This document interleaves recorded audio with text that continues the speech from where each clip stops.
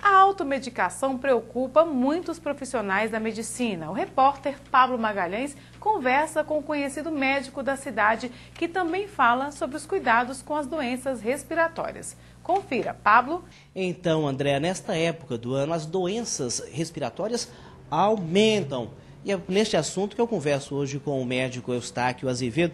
Doutor Eustáquio, a gente observa hoje na cidade muita gente gripada, resfriada, tosse, vômito, febre, consequência dessa baixa temperatura? Sim, habitualmente, essa época do ano, nós temos um clima mais seco, um certo calor durante o dia e frio à noite. O clima seco e frio, ele é propício para o desenvolvimento de doenças respiratórias, tanto as infecções respiratórias, gripes, resfriados, sinusites, pneumonias, como as alergias. A gente tem tido muitos casos de asma, de bronquite. O que se vê normalmente é que aumenta também o contágio. Por quê? Principalmente as crianças, nas escolas, elas têm essa tendência a passar uma infecção respiratória de uma para outra. Elas brincam juntas, elas partilham utensílios, muitas vezes uma está gripada, a outra não está gripada, e esse contato, infelizmente, ele é inevitável. Agora, existe uma grande preocupação, o senhor citou aí bronquite, asma, a preocupação de uma pneumonia. Sim. Pneumonia é uma infecção respiratória, é uma infecção no pulmão que pode ser causada por vírus ou bactéria. A maioria das vezes a infecção é bacteriana e há necessidade do uso de antibiótico. O que a pneumonia pode trazer e quais são os principais sintomas da pneumonia?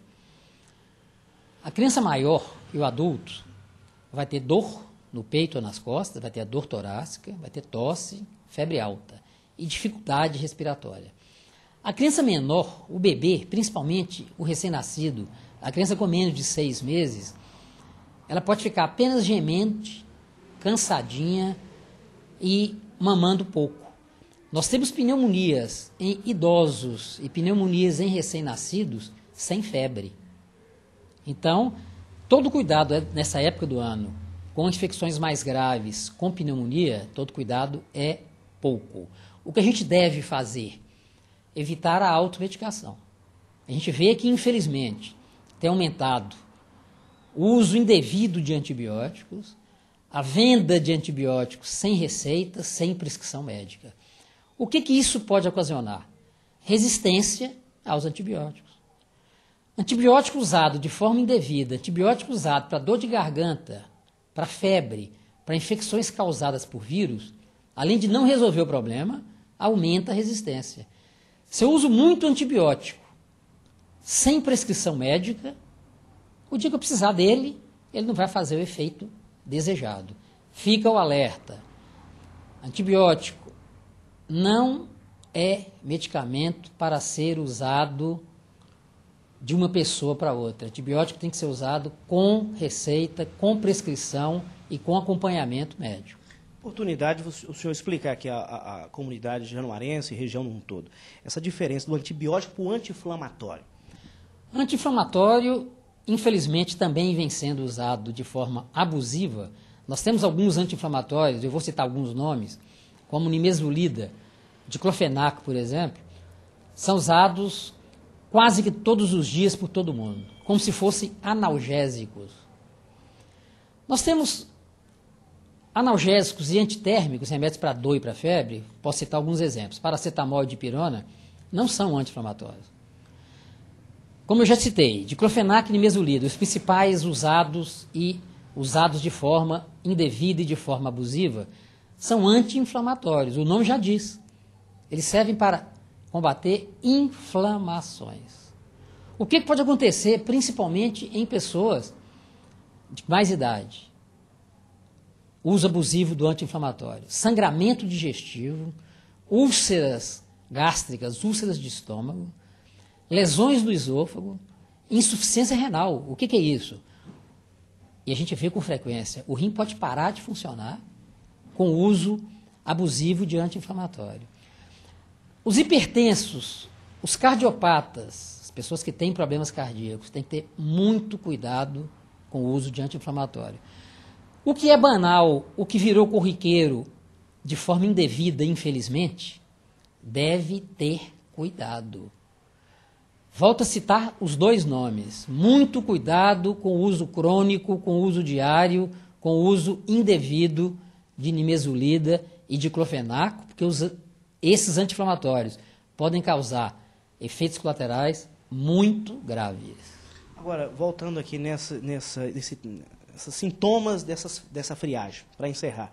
Quais as recomendações? Tosse seca, falta de ar, vômito, algumas pessoas têm vômito, febre, onde não chega a casos mais graves. Qual é a dica do senhor? Primeiro, hidratação. Tomar muito líquido, porque nossas vias respiratórias, nossas vias aéreas ficam mais secas, a gente respira com dificuldade. O nariz fica seco, o olho fica seco, a garganta também. Então, a gente deve usar medicamento nasal, soro fisiológico nasal, existem vários. A gente deve tomar muito líquido para ter uma boa hidratação. A gente usa muitas vezes, principalmente em crianças e idosos, o umidificador no quarto. Se a gente tem, e infelizmente a tendência de agora até o final do ano, é uma umidade relativa do ar mais baixa, o umidificador no quarto, no local de dormir, ajuda bastante. Como já foi dito, não tomar antibiótico até que seja prescrito pelo médico quando houver infecção causada por bactéria. O uso de antibiótico para gripe, para resfriado, não adianta absolutamente nada e pode, inclusive, agravar, pode, inclusive, piorar a situação. A alimentação.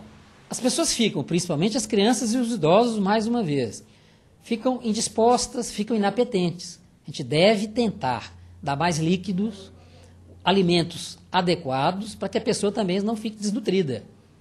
Muitas vezes, a má alimentação e a má hidratação diminui a imunidade da pessoa, levando a quadros mais graves. Basicamente é isso. E tem um dado que é muito importante: arejar o ambiente, abrir as janelas. Os vírus ficam, as bactérias também ficam em ambientes fechados. Uma pessoa vai passando para outra. E o que deve ser feito? Durante o dia, deixar o ambiente arejado para que haja uma boa circulação do ar, levando esses vírus, essas bactérias, para fora. Ok, doutor Eustáquio, muito obrigado pelas informações, pelas dicas. Andréia, com você.